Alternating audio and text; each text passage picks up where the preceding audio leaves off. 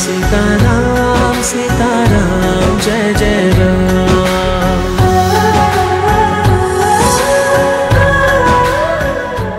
హిందూ ధర్మం ప్రేక్షకులకు నమస్కారం. శ్రీరామ కథను వినరయ్య ప్రత్యేక కార్యక్రమానికి స్వాగతం. మన హిందూ ధర్మం, చరిత్ర, సంస్కృతి, నడవడిక, నమ్మకాలు, ఆచారాలపై అనితరమైన ప్రభావం కలిగి ఉంది రామాయణంలో. రామాయణం ద్వారా సీతారాముల పవిత్ర చరిత్ర వర్ణించడం జరిగింది.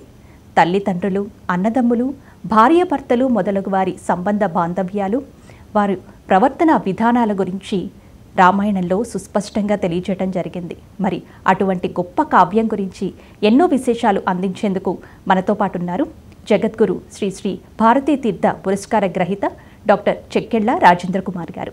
వారిని అడిగి మరిన్ని విశేషాలు తెలుసుకుందాం. నమస్కారం అండి. నమస్తే అండి.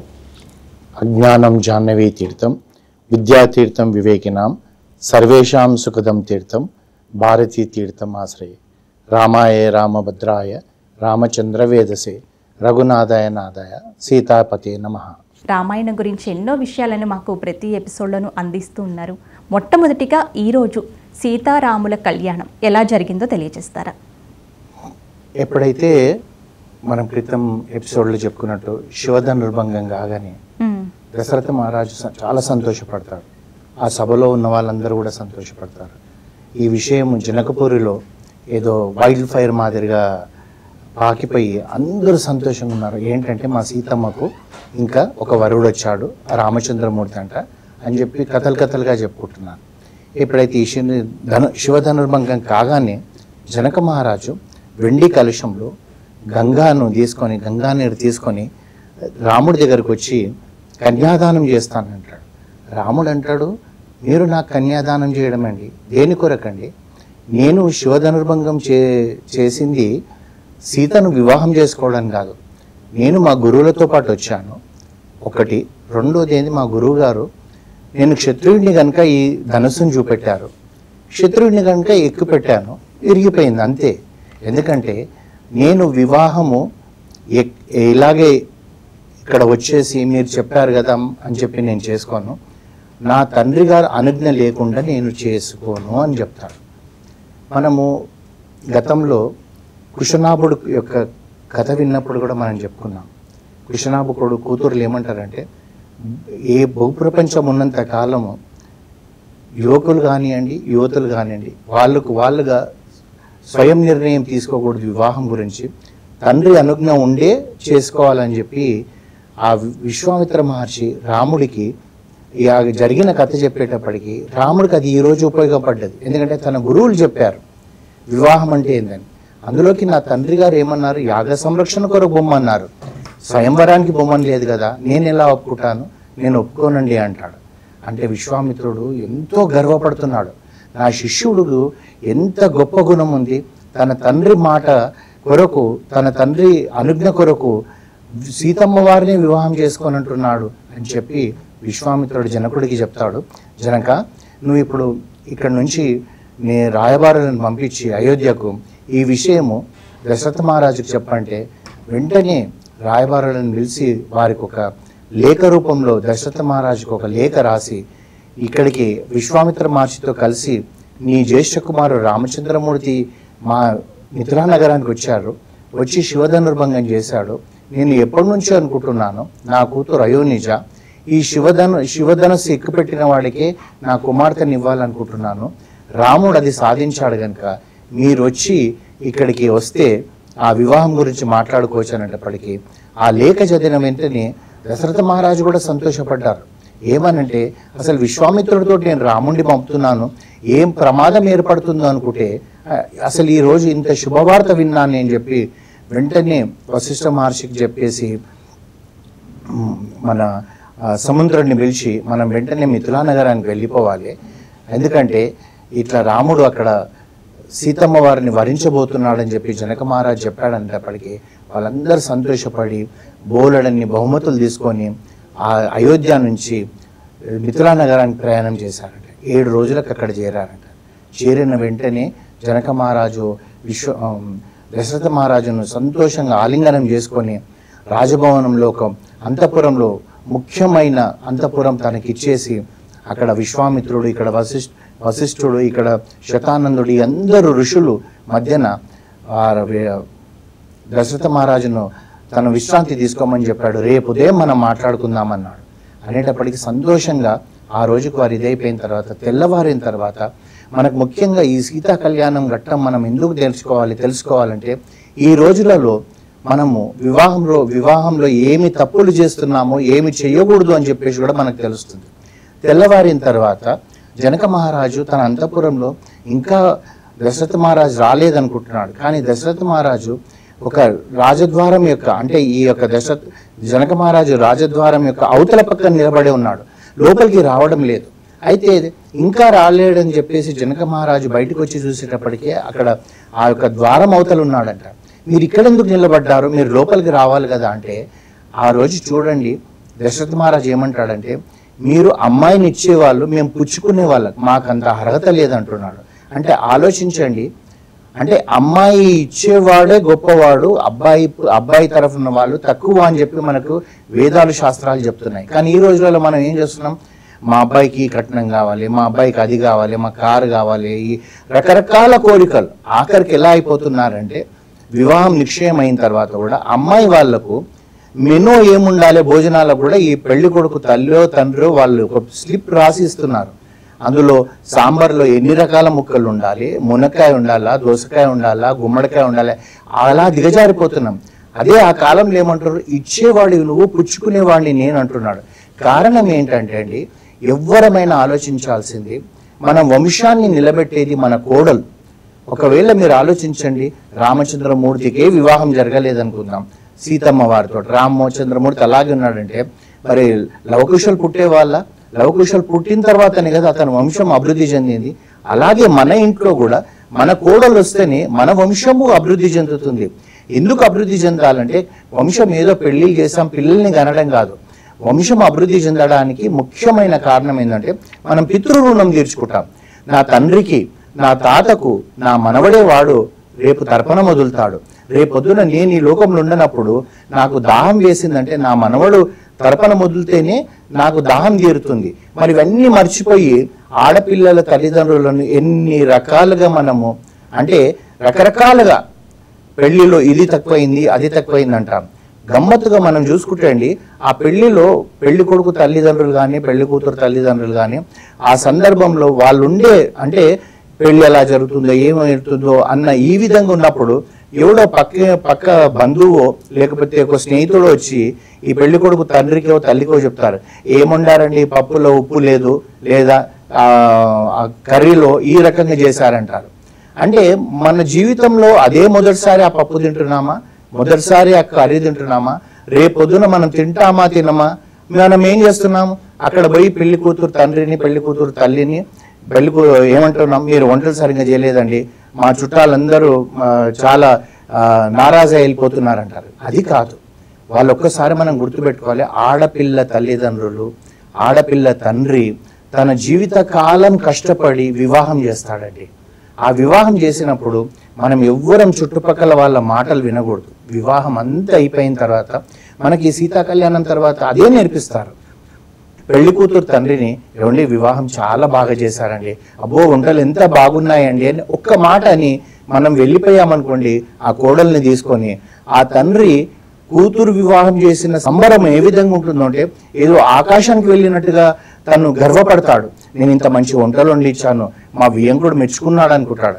అదే మనం ఏదో పుల్ల వీర్పు మాటలన్నీ, ఏముండారండి మీకు అదేంటి క్యాటరర్ బాగలేదు, మీరు తక్కువ ధరకు చేసుకున్నారు, ఇట్లాంటి మాటలు అంటే ఆ జీవిత కాలం కూడా కూతురు పెళ్లి చేసిన సంతోషం ఏ కోశాన లేకుండా తన జీవితం అంతా కష్టపడి రూపాయి సేవ్ చేసి అమ్మాయి పెళ్లి చేసినందుకు ఈ మాటలు పడితే ఒక్క నిమిషం ఆలోచించండి, అతను ఎంత బాధపడతాడో. అతను పడ్డ బాధ మనకి ఈ రోజు కాకపోతే రేపు అది శాపరూపంగా మనకు వస్తుందేమన్న ఇంగిత జ్ఞానం కూడా మర్చిపోతాం. మనం అప్పుడు ఏంటంటే పెళ్లి కొడుకు తండ్రిని పెళ్లి కొడుకు తల్లిని నేను అనాలే అంటే గాని నాకు ఆ గౌరవం పెరగదు అనుకుంటారు. మీరు అనకపోతేనే గౌరవం పెరుగుతుంది. ఈ విధంగా దశరథ మహారాజు దగ్గర పోయి అయ్యోయ్యో ఇది మీ రాజ్యము అంటాడు జనక మహారాజు. మిమ్మల్ని అడ్డుపట్టేది ఎవరండి, మీరు ఎక్కడికంటే అక్కడ రావచ్చు పోవచ్చు అని చెప్పి అంతా పిలుచుకొచ్చినాక కూర్చొని మాట్లాడేటప్పుడు అప్పుడు చెప్తారనమాట, నా కూతురు అయోనిజ ఈ విధంగా స్వయంవరం అని అనుకున్నాను. రాముడు దాని కొరకు రాకపోయినా కానీ మనకు వాల్మీకి రామాయణంలో ఇక్కడ మనకు తెలియదు రాముడు వద్దన్నదన్నది. మనకు అయోధ్యకాండ చివరిలో తెలుస్తుంది.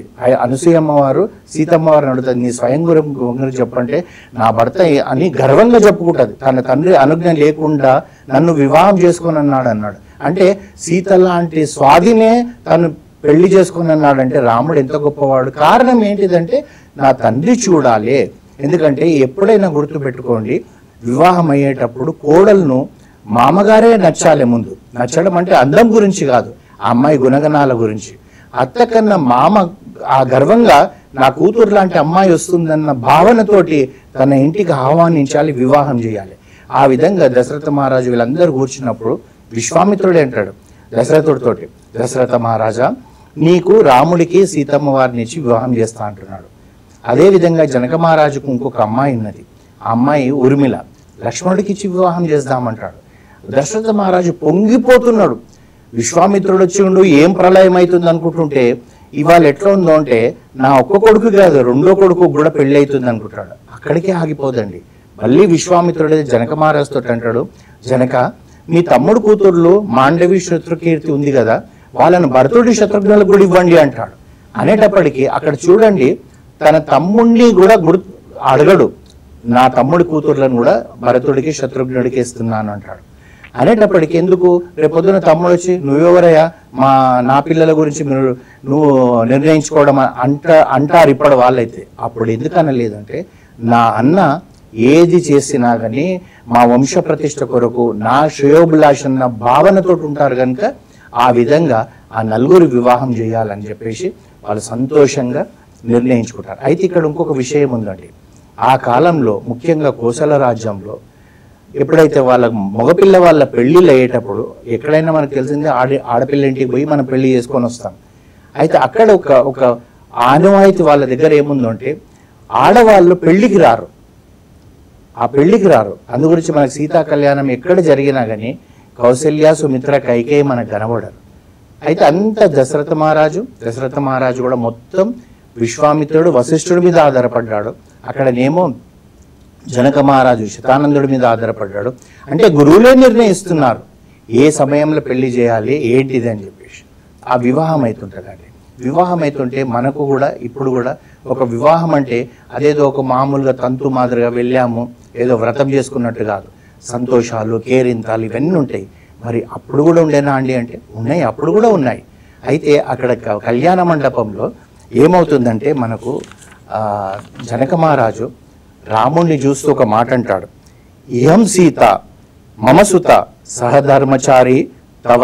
అక్కడ ఎంత గర్వంగా చెప్తాడంటే అండి, ఇహం సీత అని ఇట్లా చూపెడతాడు. ఇహం సీత నా సీత, మమసుత గర్వంగా నా కూతురు, సహధర్మచారిని తవ. అంటే ఇక్కడ ఎందుకు చెప్తున్నాడంటే అంత ఒత్తి కూడా ఎందుకు చెప్తున్నాడంటే రామా నీకు తెలుసో తెలియదో నా కూతురు నీకన్నా కూడా కొద్దిగా అధికం. ఎందుకంటే నా కూతురు అయోనిజ, అంటే ఆ దేవియే లక్ష్మీ అమ్మవారే తను పుట్టింది. నువ్వు మామూలు మానవ జన్మ ఎత్తినవాడు, కౌసల్యమాత గర్భంలో నుంచి వచ్చినవాడు అన్నట్టుగా చెప్తున్నాడు. అంటే అక్కడ కించపరిచినట్టు కాదు, తన కూతురు ఎంత గొప్పదో అని చెప్పేసి ఆ తండ్రి చెప్తున్నాడు. ఆ చెప్తూ ఉంటే కూడా రామచంద్రమూర్తి చేమీ లేకుండా చిన్న చిరునవ్వు నవ్వుతూ తన మామగారిని ఆ విధంగా చూస్తున్నాడు. అయితే ఆ వివాహం అవుతున్న సందర్భంలో ఎలా ఉంటుందండి అంటే ఆ రామచంద్రమూర్తి ఆ సీతమ్మ వారిని చూస్తున్నాడంట, ఇలాగే చూస్తున్నాడంట, అసలు తనకి ఏమి కనబడతలేదంట. ఆ వివాహం తంతు నడిపించే పంతులు అప్పుడప్పుడు రామా ఇది చెయ్యి, రామా ఇది చెయ్యి అంటున్నాడు. అంటే సీతమ్మ వారిని చూస్తుంటే తను ఈ సర్వలోకాలన్నీ మర్చిపోతున్నాడు, తను ఎక్కడున్నది కూడా మర్చిపోతున్నాడు. ఆ సీతమ్మ వారు ఎలా ఉంది, తలదించుకొని ఉన్నదంట. అసలు నిజంగా సీతమ్మ వారంటే సీతమ్మ వారే కదండి, ఆ విధంగా ఉన్నదంట. ఆ విధంగా వివాహం అయ్యేటప్పుడు మనకు కూడా కన్యాదానం చేసేటప్పుడు ఏం చేస్తారంటే మనకు ఆడపిల్ల చెయ్యిని తీసుకొని వరుడి చేతిలో పెడతాడు తండ్రి, పెళ్లి కూతురు తండ్రి. ఆ చెయ్యి పెట్టి ఏం చెప్తాడంటే ధర్మేచ అర్ధేచ కామేచ మోక్షేచ అంటాడు. అంటే ఇక్కడ ఏంటిది అర్థమైందంటే అండి, నిన్నటి వరకు నువ్వు ఒక రకం వాడివి అల్లుడికి చెప్తున్నాడు, ఈరోజు నువ్వు ఒకడివి కాదు, ఇద్దరు కలిసిన ఒక ఆత్మ.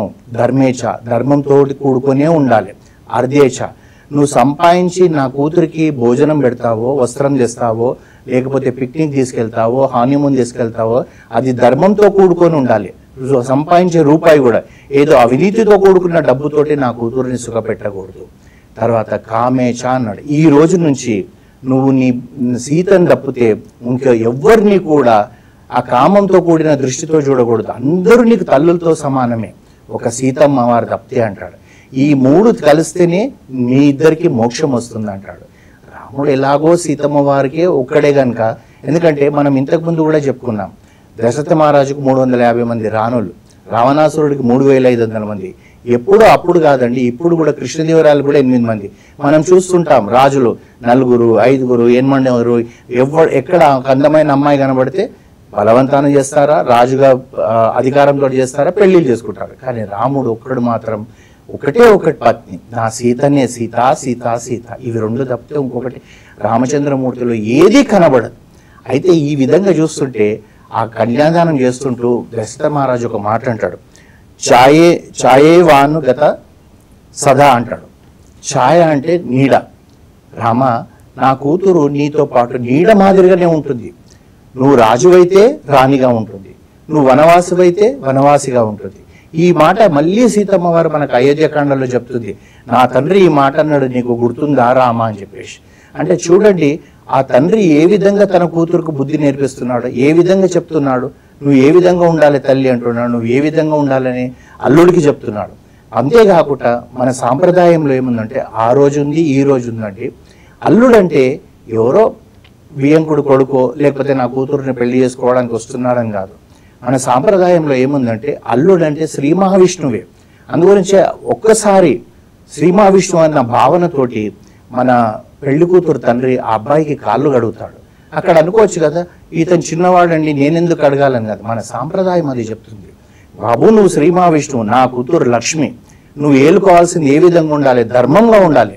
ధర్మమైన అర్థం డబ్బు సంపాదించు, కామం కూడా ధర్మంతో ఉండాలి. అంతేకాకుండా భార్యాభర్తలు అన్నప్పుడు వారికి ఇప్పుడు సంభోగం సమయం ఉంటుంది, ఎందుకంటే సంతానం వృద్ధి చేయాలి. కానీ పిచ్చి పిచ్చిగా ఏ సమయంలో పడితే ఆ సమయంలో మీరు కలవకూడదు అన్నది కూడా ఒక సాంప్రదాయం ఉంది. ముఖ్యంగా సాయం సంధ్యా వేళల్లో భార్యాభర్తలు కలిస్తే హిరణ్యకశ్యపుడు పుట్టింది ఆ సమయంలో ఆ తల్లిదండ్రులు కలవడం వల్ల. అందుగురించి కాదంటారు, కొన్ని సమయాలే ఉంటాయి మనకు. అంతకుముందే కదా మనకు అహల్య కూడా అంటుంది, ఇంద్రుడు గౌతమ మహర్షి వేషంలో వస్తే నా మనసుని పరితపిస్తుంది నీ కొరకుంటే ఇది సంభోగించే సమయం కాదు కదా అంటది. అంటే ఆ సమయం ఉంటుంది, దాని ప్రకారమే మనం వెళ్ళాలి. సరే ఇప్పుడు వెళ్తున్నామా వెళ్తలేమా అని అనుకుంటే వెళ్తలేము కనుకనే ఇన్ని అరాచకాలు అవుతున్నాయి. చూడండి, ఆ తర్వాత మనం చూద్దాము పెళ్లిలో ఎంత బాగా సంతోషంగా వీళ్ళు సీతారాముల వివాహం అయిన తర్వాత సీతమ్మ వారు ఏం చేస్తుందంటే మనసు ప్రాణం కొట్టుకుంటుంది, రాముడిని చూడాలి, కంటి నిండగా ఒకసారి చూడాలి. రాముడు ఇంత అందగాడు, ఎంత బాగున్నాడు, నేను ఆ శివధనుస్సు ఎత్తేటప్పుడు చూశాను అని చెప్పి అనుకుంటుంటుంది. కానీ తల ఎత్తాలంటే సిగ్గు వస్తుంది. అందరు ఏమనుకుంటారేమో, భర్తని ఇట్లా పందిట్లో తలెత్తి చూసింది అనుకుంటారు. నా మనసు ఏమో చకోర పక్షిలాగా ఉందంట. పక్కన పరిచారకులు ఉంటారు కదా, ఇప్పుడు మనం కూడా పెళ్ళిళ్ళలో చూస్తుంటాం, పెళ్లి కూతురు ఫ్రెండ్స్ కజిన్స్ ఉంటారు కదా, ఆ విధంగా ఏమంటారంటే దాని గురించి ఎందుకు అంత చింతిస్తావు సీత, వరమాల తీసుకొని మెడలు వేసేటప్పుడు ఇలా చూడు అంటారనమాట. అనేటప్పటికీ ఆ వరమాల వేస్తున్నప్పుడు ఇలా చేయి లేపడుతుందంట అండి. ఈ కంకణాలు అన్నీ కూడా రాళ్ళు డైమండ్స్ తోటి ఉంటాయంట. ఆ డైమండ్స్లలో రామచంద్రమూర్తి కనబడుతున్నాడంట. ప్రతి చిన్న డైమండ్లో కూడా రాముడు. అంటే చేతికున్న కంకణాలలో అలాగే ఉంటే ఆమె రాముడిని చూడడం మానేసిందంట. ఇక్కడ నేను చేయి కదిలిస్తే నా రాముడు కదిలిపోతాడేమో అని చెప్పి అనుకుంటుందంట. అయితే ఈ విధంగా ఉంటే రాముడేమో నిజంగా క్షత్రియుడు రాజు, తనేమో వెంటనే తలదించుకోడంట. వెంటనే నేను తలదించుకుంటే సీతమ్మ వారి అందానికి నేను లొంగిపోయానని అందరు ఇక్కడ వచ్చిన వాళ్ళు అనుకుంటారేమో అని చెప్పి రాముడు అలాగే నిలబడ్డాడంట. సీతమ్మ వారేమో వరమాల పట్టుకొని అంతే ఉందంట. మనసులో మాట్లాడుకుంటున్నారట, సీత ఇక్కడ ఉన్న వాళ్ళందరూ కూడా నన్నే చూస్తున్నారు, నువ్వు తొందరగా వరమాల వెయ్యి అంటారట. అంటే అప్పుడు సీతమ్మ వారు అంటదంట, విరచడం చాలా సులువు రామ, పువ్వులు కట్టడం మాత్రం చాలాసేపు పడుతుంది, నేను ఎంత కష్టపడి కట్టాను ఈ దండ, అంటే నువ్వు విరచడం ఈ చాలా సులువు అంటే ఏంది, నువ్వు తొందరగా విరిచేస్తావు శోధనుర్భంగం, 1 నిమిషంలో ఇలా ఎత్తి పట్టావు విరిగిపోయింది, కానీ నాకు దండ కట్టడానికి ఎంత సమయం పట్టిందో నీకు తెలుసా అంటది. అంటే అతను అంటాడనమాట, ఇది లేదు ఇక్కడికి వచ్చిన వాళ్ళు అందరూ కొందరు రాజులు నిన్ను పొందలేని వాళ్ళందరూ నన్ను చూస్తున్నారు ఈర్ష అంటే అప్పుడు అంటుందన్నమాట, వాళ్ళు రామా నువ్వు తలదించుకో, నువ్వు తలదించుకోవడం వల్ల నీకేం చిన్నతనం కాదు, నువ్వు శివధనస్సు ఎక్కుపెట్టి సీతమ్మ వారిని సంపాదించిన రాముడే తలదించుకుంటే ఏమి చేయలేని వాళ్ళు తలెత్తుకుంటే వాళ్ళకి ఏం విలువ ఉంటుంది రామా అంటారు. అంటే మరి ఈ సమస్యకు పరిష్కారం ఎట్లా అని చెప్పేసి రామచంద్రమూర్తి లక్ష్మణుడి దిక్కు చూస్తాడంట. అంటే మనకి ఇది వాల్మీకి రామాయణంలో లేదండి. ఆ సీతా కళ్యాణం గురించి మనం చెప్పుకోవడానికి తులసి రామాయణం నుంచి మాట్లాడుకుంటున్నాము. లక్ష్మణుడి దిక్కు చూసేటప్పటికి లక్ష్మణుడు ఆదిశేషుడు అంటారు కదా, మరి ఆదిశేషుడు పైనే ఈ గ్లోబ్ భూమి ఉంది కదా, అంటే కొద్దిగా సీతమ్మ ఉన్న దిక్కున్న భూమిని కొద్దిగా ఎత్తు లక్ష్మణ అన్నట్టుగా కళ్ళతోటి చెప్తున్నాడట. అతనేమో ఇలా అంటుండంట. అయితే పక్కనున్న విశ్వామిత్రుడు ఏంటిది లక్ష్మణ మీరిద్దరు ఏం మాట్లాడుకుంటున్నారంటే, లేదు మా వదినే లేవడానికి ఇట్లా భూమిని ఎత్తమంటున్నాడు, ఒక పక్క ఎత్తలేను కదా, ఎత్తితే మళ్ళీ ఇద్దరు అదే విధంగా ఉంటారు, అది గురించి నేను ఎత్తలేకపోతున్నానంటాడు. మరి ఈ సమస్యకు పరిష్కారం ఎట్లయ్యా, చాలాసేపు అయింది పందిట్లు అని చెప్పి విశ్వామిత్రుడు అంటే చాలా సులువు అని చెప్పి లక్ష్మణుడు ఏం చేస్తాడంటే వెంటనే పోయి రాముడి కాళ్ళ మీద పడేటప్పటికి రాముడు వంగిలా తీసుకునేటప్పటికి సీతమ్మ వరమాలేశాడట. చూడండి ఎంత నవ్వుతూ తుల్లుతూ ఆ కళ్యాణము. ఇప్పుడు మనం చెప్పుకుంటుంటేనే మనకు అనిపిస్తుంది, అయ్యో మన దురదృష్టవంతులము, ఆ సీతారాముల కళ్యాణం చూడలేకపోయినామే, ఈ చిన్న చిన్న సరదాలు చూడలేకపోయినామే అని మనకు అనిపిస్తుంది. కానీ మనం చింతపడాల్సిన అవసరమే లేదు. ఆ భద్రాచల రామచంద్రమూర్తికి వివాహం అవుతున్నప్పుడు కూడా ఇలాంటివన్నీ చేస్తారు. ఈ విధంగా అప్పుడు లక్ష్మణుడు అంటాడనమాట, లక్ష్మణ నువ్వు నా దగ్గరకు వచ్చి ఇలా చేయడం వల్ల మీ వదిన ముందర నేను తలదించుకోవాల్సి వచ్చింది అయ్యా అంటే అప్పుడు లక్ష్మణుడు చెప్తాడంట, అన్న మా వదిన ముందు నువ్వు తలదించుకోవడానికి కారణం ఉంది, భగవంతుడు భక్తుడు ముందు తలదించుకోవాల్సింది, మా వదిన నీ భక్తురాలు నీ తలదించుకున్నావు అని చెప్పి ఆ విధంగా వాళ్ళు ఇదే అయిపోతారనమాట. అంటే చిన్న చిన్నవి. ఆ తర్వాత సీతమ్మ వారు మనకు కూడా ఇక్కడ మనం చూస్తాం కదా, వివాహం అయ్యేటప్పుడు వరుడి కాళ్ళకు కొద్దిగా నీళ్ళు ఇలా పెట్టేసి కాళ్ళు మొక్తారు పెళ్లి కూతురు. అయితే సీతమ్మ వారిని అది చేయమని అన్నప్పుడు ఏమవుతుందంటే సీతమ్మ వారు ఆ గంగా తీసుకొని రాముడి పాదాలను కడగడానికి దగ్గర పోయినప్పుడు ఆ గంగా అనుకుంటుందంట, ఇది నా స్వామి పాదాలేనా, ఎందుకంటే రాముడు మానవ రూపంలో ఉన్నాడు, అందరేమో కొందరు దేవతలు అంటారు విష్ణువు రాముడు అవతారం ఎత్తాడని, గంగామాతకు తెలియదనమాట నిజంగా ఇతను విష్ణువేనా, ఎందుకంటే ఆయన పాదాల నుంచే పుట్టింది. చూడండి మనకు శివకేశవులను భేదం చూస్తారు కొంతమంది, విష్ణు పాదాల నుంచి పుట్టిన గంగ ఈశ్వరుడు తలపైన ఉన్నది, అంటే వాళ్ళిద్దరికి భేదం లేదన్నట్టు. అక్కడ ఈ యొక్క కలశంలో ఉన్న గంగ అనుకుంటుందంట. సీతమ్మ వారు ఆ గంగా తీసి వేసేటప్పుడు తను అనుకుందంట, రాముడు పాదాలు కడిగేటప్పుడు నా చేతుకున్న ఈ నగలు ఈ రాళ్ళు అన్నీ కూడా నేను కడుగుతుంటే తగులితే మరి ఈ కంకణాలలో ఈ రాళ్ళన్నీ స్త్రీ రూపం ఎత్తుతుందా, ఎందుకంటే రచయితల ప్రకారము హాల్య రాయి రూపంలో ఉన్నది కనుక. ఆ విధంగా వాళ్ళు అనుకుంటుంటే చిలకతలు అంటారంట, ఎందుకమ్మా నువ్వు అంత ఆలోచిస్తావు, రాముడు పాదధూళి దగ్గర తగిలి కదా అహల్య మళ్ళీ శాప విమోచనమైంది, ముందు నువ్వు నీళ్లు పోసి కడిగేసి పాదధూళే ఉండదు కదా అంటారట. అప్పుడు సీతమ్మ వారు ఆ రాముడి పాదాలను ఆ పాదధూళిని అన్నీ చేసేసిందంట. ఆ తర్వాత తలంబ్రాలు పోసుకోవాలి. తలంబ్రాలు పోసుకునేటప్పుడు అప్పుడు ముత్యాలతోటే తలంబ్రాలు పోసుకునేవాళ్ళు. ఇప్పుడు కూడా మనకు భద్రాచలంలో కానీ కొన్ని దగ్గర కొందరు ఇళ్లల్లో కానివ్వండి కొన్ని గుళ్ళో కానివ్వండి సీతా కళ్యాణం అవుతుంటే ఒక కనీసం ఒక కుడుకంత ముత్యాలైనా కానీ వాళ్ళు ఆ తలంబ్రాలలో పోసుకుంటారట. సీతమ్మ వారు తీసుకొని ఆ తెల్లటి ముత్యాలు రాముడి తలపై నుంచి పోస్తుంటే తల మీద నుంచి కిందికి పడుతుంటే అవి ముత్యాల లెక్క లేవంటండి, నీలం రాళ్ళ లెక్క కనబడుతున్నాయంట. అదేవిధంగా రామచంద్రమూర్తి సీతమ్మ వారి తలపై నుంచి ముత్యాలు పోస్తుంటే అవి కెంపు రూపంలో కనబడుతున్నాయంట. అంటే నీల రూపంలో ఉన్న రామచంద్రమూర్తి, కెంపు రూపంలో ఉన్న సీతమ్మ వారు ఆ విధంగా అన్యోన్యంగా ఆ రోజు ఆ వివాహ ఘట్టం అయిపోయి చాలా సంతోషంగా ఆ వివాహ ఘట్టం పూర్తయిందండి. రాజేంద్ర కుమార్ గారు, త్రేతాయుగంలో ఆనాడు సీతారాముల కళ్యాణం ఏ విధంగా జరిగిందో మాకు కళ్ళకు కట్టినట్లుగా వివరించారండి. ధన్యవాదములు. జై శ్రీరామ్. ఇదండి వాటి శ్రీరామ కథను వినరయ్య ప్రత్యేక కార్యక్రమం. తిరిగి మరొక ఎపిసోడ్లో మళ్ళీ కలుసుకుందాం. నమస్కారం. సీతారాం సీతారాం జయ జయ రామ్.